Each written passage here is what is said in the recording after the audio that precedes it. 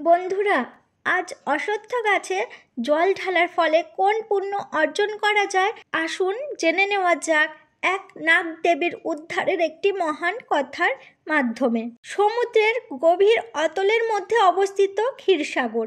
সেই ক্ষীরসাগরের দৃশ্য অত্যন্ত দর্শনীয় মনোমুগ্ধকর ছিল। ক্ষীরসাগরের ঢেউয়ের মাঝে শেষনাগের উপরে ভগবান বিষ্ণু শয়নরত অবস্থায় ছিলেন। তার নীল বর্ণের শরীর থেকে দিব্য আলোর জ্যোতি চারিদিকে ঠিকরে পড়ছিল ও মা লক্ষ্মী ভগবান বিষ্ণুর চরণ সেবা করছিলেন। আর চারিদিকটা ছিল দিব্য আলোর রশ্মিতে ভরা ও শান্ত পরিবেশে মধুর সঙ্গীতের ধ্বনিও ভেসে আসছিল। ঠিক সেই সময় আকাশপথে হাওয়ার সাথে ভেসে যাচ্ছিলেন নারদমুনি। তিনি সেই স্থানে এসে পৌঁছলেন। নারদমুনির হাতে ছিল বীণা ও মুখমণ্ডলে হালকা একটু চিন্তার রেখা ফুটে উঠেছিল। ভগবান বিষ্ণু নারদমুনির দিকে তাকিয়ে দেখলেন ও মৃদু হাসির সাথে বললেন, এসো নারদ, তোমায় দেখে মনে হচ্ছে তুমি খুবই চিন্তিত। কি হয়েছে নারদ, তোমার ভ্রমণে কি কোনো বিঘ্ন ঘটেছে? নারদমুনি তখন ভগবান বিষ্ণুকে নতমস্তকে প্রণাম জানালেন ও বললেন, পৃথিবী লোকে যখন তিনি ভ্রমণ করছিলেন তখন বিচিত্র এক দৃশ্য সেখানে দেখতে পান। কিছু মানুষ অশ্বত্থ গাছকে এমনভাবে কেটে ফেলছে যে তাদের এই বিষয়ের মাহাত্ম্য সম্বন্ধে কোনো জ্ঞান নেই, এবং অন্যদিকে কিছু তপস্বী সাধক মুনি ঋষিরা ওই গাছের পুজো করেন, ওই গাছের গোড়ায় জল নিবেদন করেন, পরিক্রমা করেন ও মন্ত্র উচ্চারণ করে ভগবান বিষ্ণুর বন্দনাও করেন। এরপর মা নারদ মুনি বলেন, মানুষের এই দুই প্রকার আচরণ দেখে মনের মধ্যে ব্যাকুলতা বেড়ে যায়, আর এই সম্বন্ধে প্রশ্ন জেগে ওঠে যে অশ্বত্থ গাছের কি রহস্য আছে। এই বৃক্ষ এত পবিত্র, আর এর পবিত্রতার কারণই বা যার কারণে কিছু মানুষ এই গাছকে দেবতার মতো পুজো করে থাকে। আবার যাদের এর মাহাত্ম্য সম্বন্ধে কোনো জ্ঞান নেই তারা এই গাছ কেটে ফেলে পাপ করে। দয়া করে প্রভু এই সম্বন্ধে বিস্তারিতভাবে বলুন। এই সম্বন্ধে তাহলে মানুষেরা এর মাহাত্ম্য সম্বন্ধেও জানতে ও বুঝতে পারবে। ভগবান বিষ্ণুর মুখে একটু মৃদু হাসি ফুটে ওঠে আর বলেন, হে নারদ, তোমার প্রশ্নটি অত্যন্ত মহত্বপূর্ণ। তবে শোনো, এই অশ্বত্থ বৃক্ষ কোনো সাধারণ বৃক্ষ নয়। এই বৃক্ষ স্বয়ং ভগবান বিষ্ণুর প্রতীক স্বরূপ। এই বৃক্ষে কেবল দেবতারই বাস নয়, এই গাছের পুজো অর্চনা করার ফলে মনুষ্য জাতির সমস্ত পাপ খণ্ডন হয়ে যায় ও মনুষ্য মোক্ষ লাভ করে থাকে। এই অশ্বত্থ বৃক্ষের মাহাত্ম্যের এক কথা শোনো, যার ফলে স্পষ্ট বুঝতে পারবে যে কেন এই বৃক্ষ এত পবিত্র আর এর পুজো কেন করা হয়। শোনো নারদ, কেবলমাত্র এই কথা বর্ণনা করলে বা শ্রবণ করলেই মানুষের পুণ্য অর্জন হয়ে যায়।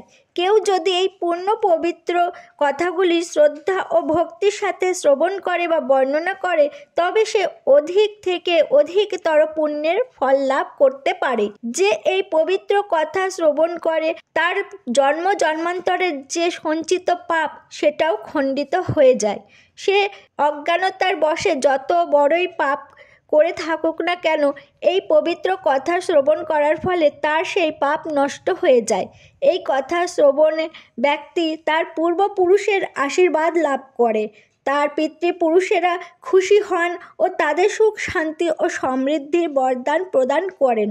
এর ফলে পূর্বপুরুষের ঋণ সমাপ্ত হয়ে যায় ও ওনাদের দ্বারা এই কর্মরত জীবনের যে সমস্ত বাধা সৃষ্টি হয় সেগুলিও সমাপ্ত হয়ে যায়। এই কথা শ্রবণে ব্যক্তির ঘরে আসা দুঃখ দারিদ্র্যকেও নষ্ট করে থাকে ও তার ঘরে সর্বদা মা লক্ষ্মীর বাস হয়ে যায়। তার জীবন সর্বদা মঙ্গলময় হয়ে থাকে। যদি কোনো স্ত্রী বা পুরুষের সন্তান প্রাপ্তিতে বাধা আসছে, তারা এই কথা শ্রবণ করে অশ্বত্থ বৃক্ষের পুজো করলে সন্তান প্রাপ্তির সুখ অবশ্যই লাভ হয়। এবারে নারদমুনি খুবই আনন্দের সাথে বললেন, প্রভু, এ যে বড়ই অসাধারণ এক মাহাত্ম্যপূর্ণ বর্ণনা, যেটা মনোযোগ সহকারে শ্রবণ করা উচিত। আপনি কৃপা করে সম্পূর্ণ বিস্তারিতভাবে বর্ণনা দিন। তখন ভগবান বিষ্ণু বলেন, হে নারদ, এটি অত্যন্ত প্রাচীন কালের কথা। সেই সময়ে অত্যন্ত গরিব এক ব্যক্তি ছিলেন যার নাম ছিল হরিদাস। তিনি খুবই সৎ ও পরিশ্রমী ব্যক্তি ছিলেন। তার জীবন খুবই কষ্টের ও কঠোর বেদনাদায়ক ছিল। সে জঙ্গল থেকে কাঠ কেটে বিক্রি করে কোনো রকমভাবে তার সংসার চালাতো। তার পরিবারে বুড়ো মা, বাবা, স্ত্রী ও 3টি ছোট ছোট সন্তান ছিল। সে দিন রাত পরিশ্রম করেও তার পরিবারের জন্য পর্যাপ্ত অন্নের জোগাড় করতে অসমর্থ ছিল। তার ঘরে কখনো কোনো প্রকারের ধার্মিক অনুষ্ঠান হতো না, না কোনো দেবী দেবতার পুজো অর্চনাও করত। তাই হরিদাসের শাস্ত্র ও ধার্মিক বিষয়ে কোনো জ্ঞান ছিল না।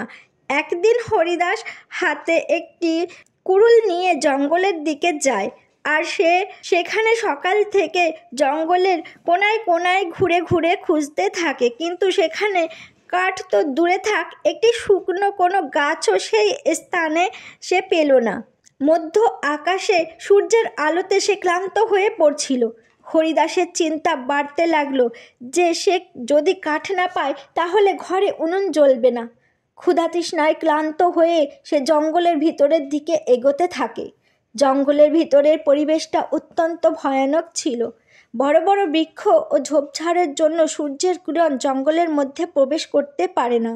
জঙ্গলের যেখানে সেখানে সাপ, বিছে, হিংস্র জন্তু জানোয়ারের আতঙ্কতা ছিল, কিন্তু তার এই দুর্ভাগ্য তাকে এই স্থানে টেনে এনেছে।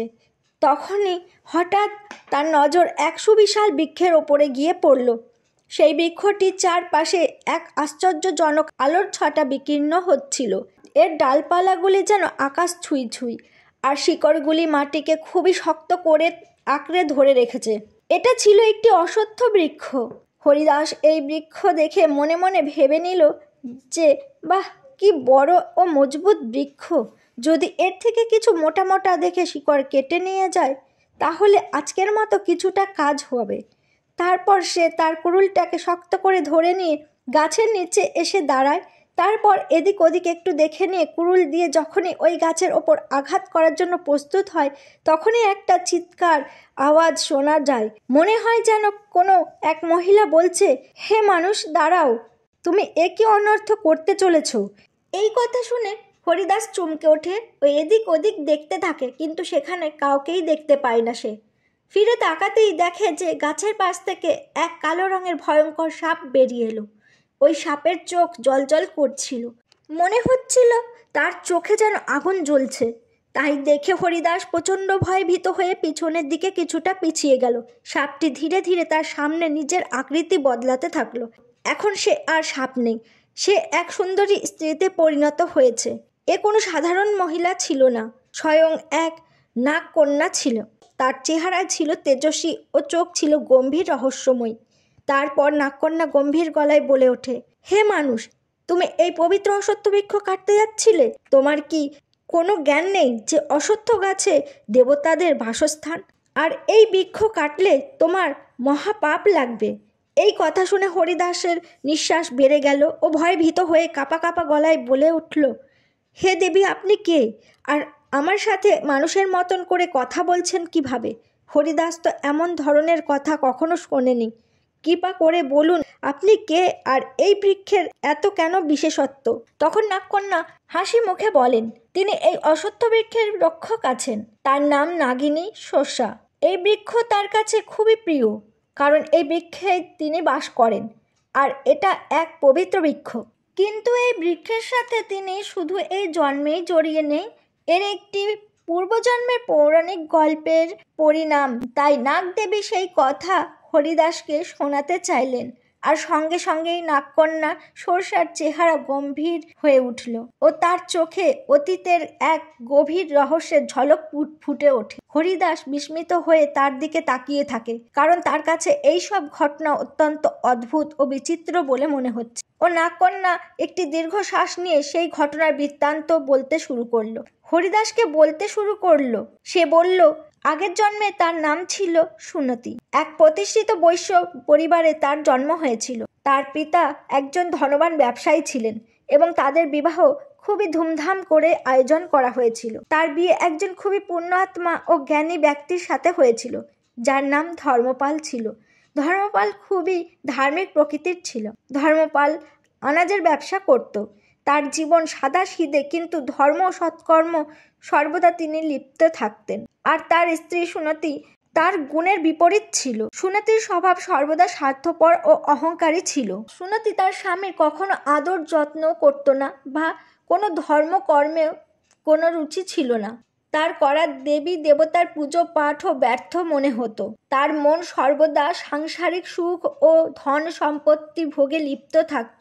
তার স্বামী বোঝাতো যে তাদেরকে জীবনে পুণ্যের কাজ করা উচিত, দেবী দেবতার পুজো করা উচিত, কিন্তু সুনতি তার স্বামীর কথাকে সর্বদাই অমান্য করত। তাদের গ্রামের পাশে এক ঋষিমুনির আশ্রম ছিল। সেই আশ্রমটি অত্যন্ত শান্ত, পবিত্র, প্রকৃতির ছায়াতে ভরা ছিল। সেই স্থানের পরিবেশে এক অলৌকিক শান্তি ছিল। ঋষিমুনির আশ্রমে একটি ছোট অশ্বত্থ গাছ লাগিয়ে রেখেছিলেন ও গ্রামের লোকেরা সেই অশ্বত্থ গাছের নিয়মিত পুজো করতে সেই আশ্রমে আসত। তারা অশ্বত্থ গাছের চারিদিকে প্রদীপ জ্বালাতো, জল নিবেদন করত, পরিক্রমা করত। তারা বিশ্বাস করত যে অশ্বত্থ গাছে ভগবান বিষ্ণুর বাস, আর এই গাছের পুজো করলে তাদের পিতৃপুরুষেরা প্রসন্ন হয়ে থাকেন। এইরূপ লোকেদের ভক্তি, নিষ্ঠা ও বিশ্বাসের ফলে সেই ছোট অশ্বত্থ গাছটি অল্প কিছু দিনের মধ্যে বিশাল আকারে পরিণত হয়ে গেল। একদিন সুনতি সেই আশ্রমের পাশ দিয়ে আসছিল। তখন দেখে একজন ব্রাহ্মণ খুবই শ্রদ্ধার সাথে ওই অশ্বত্থ গাছের পুজো করছে। সেই ব্রাহ্মণ ওই বৃক্ষের গোড়ায় জল নিবেদন করে মন্ত্র পাঠ করছিলেন। সেই দৃশ্য দেখে সুনতি খুবই হাসতে শুরু করে ও অশ্লীল ভাষায় বলতে লাগে, হে ব্রাহ্মণ, তুমি মূর্খের মতন এই বৃক্ষের নিচে পুজো কেন করছো? এ তো কেবল একটি বৃক্ষ, এর না ফুল হয় না কোনো ফল হয়। এই বৃক্ষ কোনো কাজের নয়, এ তো তোমার নাটক মাত্র। এই পুজো করে তোমার কোনো লাভ হবে না। এই কথা শুনে সেই ব্রাহ্মণ অত্যন্ত শান্ত দৃষ্টিতে সুনতির দিকে তাকিয়ে থাকে আর গম্ভীর কণ্ঠে বলে ওঠে, তোমার জ্ঞানহীনতাই তোমার এই ব্যবহারের কারণ। তোমার এর সম্বন্ধে কোনো জ্ঞানই নেই যে এই অশ্বত্থ বৃক্ষ কোনো সাধারণ বৃক্ষ নয়। এই বৃক্ষে স্বয়ং ভগবান বিষ্ণুর বাস হয়ে থাকে। এই বৃক্ষ জীবিত ও অত্যন্ত পবিত্র একটি বৃক্ষ। এই বৃক্ষের পুজো করলে ভগবান বিষ্ণু অত্যন্ত প্রসন্ন হন। এই বৃক্ষের নিচে জল নিবেদন করলে পিতৃপুরুষের আশীর্বাদ লাভ হয়ে থাকে। এই বৃক্ষের পুজো করার ফলে এক জন্মের পাপ নষ্ট হয়ে যায়। এই বৃক্ষ মনুষ্য জীবনের এক বরদান স্বরূপ। ব্রাহ্মণের কথা শুনে সুনতির অহংকার আরো বেড়ে গেল। সে কটু বাক্যে সেই ব্রাহ্মণকে ও অশ্বত্থ বৃক্ষের খুবই উপহাস করতে থাকে। ও রেগে গিয়ে ওই বৃক্ষের কাছে এসে ব্যঙ্গপূর্ণ স্বরে বলে, দেখি তোমার এই গাছ কতটা মহান। এই বলে আবেগের বশে ওই অশ্বত্থ গাছকে এক লাথি মারে। যেই না সেই লাথি ওই গাছের ওপরে লাগার সাথে সাথেই এক আশ্চর্য ঘটনা ঘটে। তৎক্ষণাৎ তার সারা শরীরে, পা থেকে শুরু করে অন্যান্য অঙ্গে জ্বালা পোড়া হতে শুরু করে। শরীরের জ্বালা ছিল অসহনীয় এবং সে দেখে ধীরে ধীরে তার শরীরের পরিবর্তন ঘটছে। আস্তে আস্তে তার রূপ পরিবর্তন হতে থাকে। তার চামড়া কালো হয়ে যায় আর দেখতে দেখতে সে সর্পিণী রূপে পরিণত হয়ে যায়। নাগিনীর রূপ ধারণ করার পর সে ওই স্থানে থেকে চিৎকার করতে থাকে। তার চিৎকার শুনে সেখানে থাকা আশ্রমের মুনি ঋষি ওই স্থানে আসেন। তখন সেই নাগকন্যা ওই মুনির চরণ ধরে কাঁদতে কাঁদতে সে তার সব দুঃখের কথা শোনায় ও অনুরোধ করে যে তাকে যেন এই অভিশাপ থেকে মুক্তি প্রদান করেন। মুনি গম্ভীর গলায় বলেন, তুমি তো মহাপাপ করেছো। তুমি তো এই অশ্বত্থ গাছকে অপবিত্র করেছো, অপমান করেছো ও এই কর্মের দ্বারা স্বয়ং ভগবান বিষ্ণুকেও অপমান করেছো। তুমি তোমার কর্মের শাস্তি পেয়েছো তাই জন্য। তারপর সেই নাগকন্যা ভয়ে কাঁপতে কাঁপতে ঋষিমুনির কাছে প্রার্থনা করে, হে ঋষিমুনি, দয়া করে তাকে ক্ষমা করুন। এই অভিশাপ থেকে মুক্তির জন্য কোনো উপায় তাকে বলুন। সে তার এই পাপ ক্রিয়ার জন্য প্রায়শ্চিত্ত করতে চায়। তখন মুনি গম্ভীর গলায় বলেন, শোনো পাপিনী, তুমি যদি এই অভিশাপ থেকে মুক্তি পেতে চাও তাহলে তোমাকে 100 বর্ষ পর্যন্ত এই অশ্বত্থ গাছে বসবাস করতে হবে ও তাকে রক্ষা করতে হবে। আর যখনই 100 বর্ষ পূর্ণ হবে তখন তোমার স্বামী এই স্থানে আসবে ও এই বৃক্ষে জল অর্পণ করবে। সেই দিনই তুমি এই অভিশাপ থেকে মুক্তি পাবে। এই বলেই ওই ঋষিমুনি ওই স্থান থেকে চলে গেলেন। আর সেই থেকেই সে দিনের পর দিন এই বৃক্ষেই বাস করছে। এই বৃক্ষ যত বড় হতে থাকে আর সে এই বৃক্ষকে রক্ষা করতে থাকে, যাতে কেউ এই বৃক্ষের কোনো ক্ষতি করতে না পারে। আজ সেই শতবর্ষ পূর্ণ হয়েছে, আর সে অপেক্ষা করে আছে যে তার স্বামী ধর্মপাল এখানে আসবে আর এই বৃক্ষে জল অর্পণ করবে, তবেই সে এই সর্পযোনি থেকে মুক্তি লাভ করবে। এই কথা বলতে বলতে নাগকন্যার চোখে জল এসে গেল। তার কণ্ঠস্বরে দুঃখ, কষ্ট, বেদনার আভাস স্পষ্ট বোঝা যাচ্ছিল। হরিদাস এইসব কথা শুনে অবাক হয়ে গেল। সে বুঝতে পারছিল না যে যা কিছু সে শুনছে সেগুলি স্বপ্ন না সত্যি। তার হৃদয়ে একদিকে শ্রদ্ধা, আরেকদিকে ভয় কাজ করছিল। নাগকন্যার কথা শুনে হরিদাস বাকস্তব্ধ হয়ে গেল। তার কাছে কথাগুলি আশ্চর্য, অবিশ্বাস্য মনে হচ্ছিল। হরিদাস নিজেই বুঝতে পারছিল না যে সে এই ঘটনার সাথে কি করে জড়িত। তখনই এক দিব্য শক্তির দ্বারা আশ্রমের মুনি ঋষি সেখানে প্রকট হন। ওনার কণ্ঠস্বর গম্ভীর ও আশীর্বাদ পূর্ণ ছিল। ঋষিমুনি হরিদাসের দিকে দেখেন ও বলেন, হে হরিদাস, এসব তোমার পূর্বজন্মের কর্মের ফল। তুমি কি জানতে চাও যে এই নাগকন্যার হৃদয়ে তোমার স্থানই বা কি? হরিদাস বিস্মিত হয়ে ঋষিমুনির দিকে তাকিয়ে কাঁপা কাঁপা কণ্ঠে বলে ওঠে, মুনিবর, কৃপা করে বলুন, এই সব রহস্য জ্ঞান বর্ণনা করুন। এই সব কি হচ্ছে? সে এই নাগকন্যার সাথে কিভাবে জড়িত? তখন ঋষিমুনি তার চোখ বন্ধ করে বলে, হরিদাস, শোনো তুমি তোমার পূর্বজন্মের কথা। এই নাগকন্যা, যার নাম সুনতি, এর স্বামী তুমিই ছিলে। পূর্বজন্মে তুমি ধর্মপাল নামক এক পুণ্যবান ব্যবসায়ী ছিলে। তোমার বিবাহ হয়েছিল সুনতির সাথে ও তার জীবন সামলানোর দায়িত্বও নিয়েছিলে। তুমি এক ধর্মনিষ্ঠ সত্যবাদী ব্যবসায়ী ছিলে। তুমি সুনতিকে সৎ পথে আনার অনেক চেষ্টাও করেছিলে, কিন্তু সে তোমার চেষ্টাকে ক্রমশ উপেক্ষা করতে থাকে। হরিদাস আশ্চর্য হয়ে বলে, এ কি বলছেন ঋষিমুনি? সে এই নাগকন্যার স্বামী ছিল, সে বিশ্বাসই করতে পারছিল না। ও মণিবর হেসে বলেন, হ্যাঁ হরিদাস, সুনতি তার অহংকার ও অজ্ঞানতার কারণে অশ্বত্থ গাছকে অপমান করেছে, যার কারণে সে সর্পযোনির অভিশাপে ভুগছে। কিন্তু ভগবান বিষ্ণু তোমার পূর্ণ কর্মের কারণে এই নিয়ম বানিয়েছেন যে কেবলমাত্র তোমার হাতের জল অর্পণের ফলে সুনতি এই অভিশাপ থেকে মুক্তি পাবে। তুমি এখানে শুধুই তোমার নিয়তির কারণেই এসেছো, না হলে তোমার আজ এখানে আসার কোনো যোগ ছিল না। এ তো বিধাতার বিধান। সুনতি চুপচাপ ছিল, কিন্তু ঋষিমুনির বর্ণনা শুনে সে হরিদাসের চরণে পড়ে যায়। তার চোখ থেকে অশ্রু নির্গত হতে থাকে। সে করুণ কণ্ঠে বলে, সে পূর্বজন্মের পাপ কর্মের জন্য সে তার স্বামীর কাছে ক্ষমা প্রার্থনা করে। সে তার অহংকার ও অজ্ঞানতার কারণে তার স্বামীকে সে দুঃখ দিয়েছে, এই অশ্বত্থ গাছেরও অপমান করেছে। কিন্তু আজ সে আরও একবার সে তার স্বামীর কাছে প্রার্থনা করে বলে, কৃপা করে অশ্বত্থ গাছে জল অর্পণ করে তাকে অভিশাপ থেকে মুক্ত করেন যেন। তখন হরিদাসের চোখ জলে ভরে গেল ও হরিদাস সেই নাগকন্যার ওপর কোনো রাগ বা ঘৃণা কিছুই দেখালেন না, বরং তার হৃদয়ে শ্রদ্ধা ও সহানুভূতি জেগে উঠল। সে ঋষিমণির দিকে তাকিয়ে বলে, হে ঋষিমণি, আপনি বলুন যে এই পুণ্য কাজটি কিভাবে সম্পন্ন করতে হবে। মুনি ঋষি তখন হরিদাসকে অশ্বত্থ গাছের কাছে নিয়ে গেলেন ও বললেন, হে বৎস, এই বৃক্ষে শ্রদ্ধানুসারে জল অর্পিত করো এবং ভগবান বিষ্ণু স্মরণ করো। এর ফলে তোমার পূর্বজন্মের বন্ধন সমাপ্ত হয়ে যাবে এবং সুমতিও মুক্তি পাবে।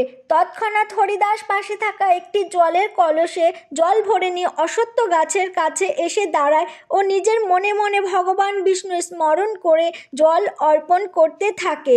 জলের ধারা যেই অশ্বত্থ গাছের শিকড়ে ঢালতে শুরু করে, আর তখনই এক অদ্ভুত ঘটনা ঘটে। সেখানে অশ্বত্থ গাছের নিচে এক অলৌকিক শক্তি এসে পড়তেই নাগকন্যার সর্পরূপ আস্তে আস্তে নষ্ট হতে শুরু করে। সেই স্থানে এক সুন্দরী নারীর প্রকট হয়। তার চেহারা এতটাই উজ্জ্বলিত ছিল, মনে হচ্ছিল স্বয়ং এক দেবী দাঁড়িয়ে আছে। সুনতি তার দুহাত জোর করে হরিদাস ও ঋষিমণিকে প্রণাম করলেন।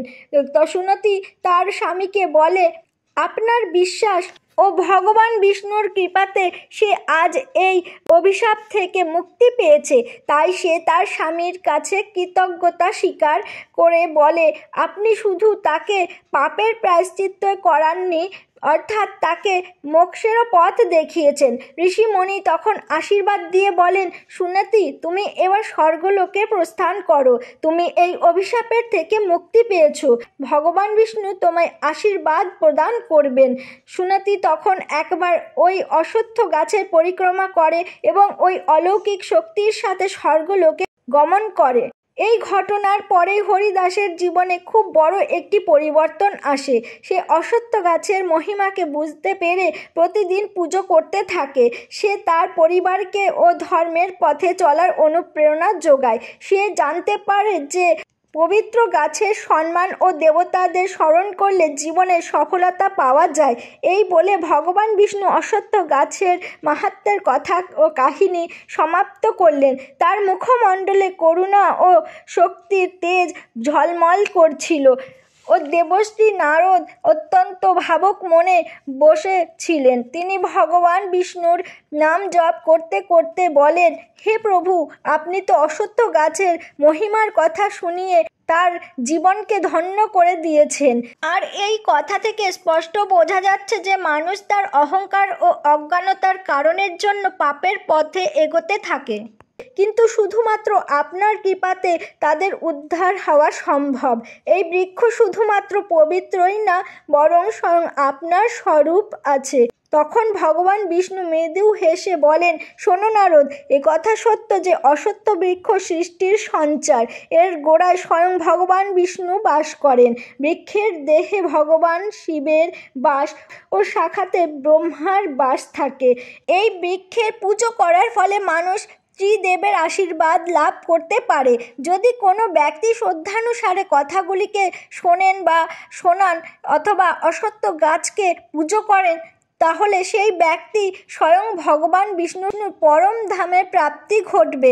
তার সমস্ত পাপ নষ্ট হয়ে সমাপ্ত হয়ে যাবে আর তার জীবনে সুখ শান্তি ও মোক্ষের আশীর্বাদ লাভ করতে পারবে। তখন নারদজি বলেন, প্রভু, অতি শীঘ্রই পৃথিবীর লোকে গিয়ে এই কথাগুলিকে প্রচার করবেন। সে লোকেদের বলবেন যে অশ্বত্থ গাছের অপমান কখনোই করা উচিত নয়। এই বৃক্ষের পুজো করলে তারা ভগবান বিষ্ণুর কৃপা লাভ করতে পারবে। তো বন্ধুরা, এইভাবে ভগবান বিষ্ণু নারদজিকে অশ্বত্থ গাছের মহিমা সম্বন্ধে জানিয়েছেন।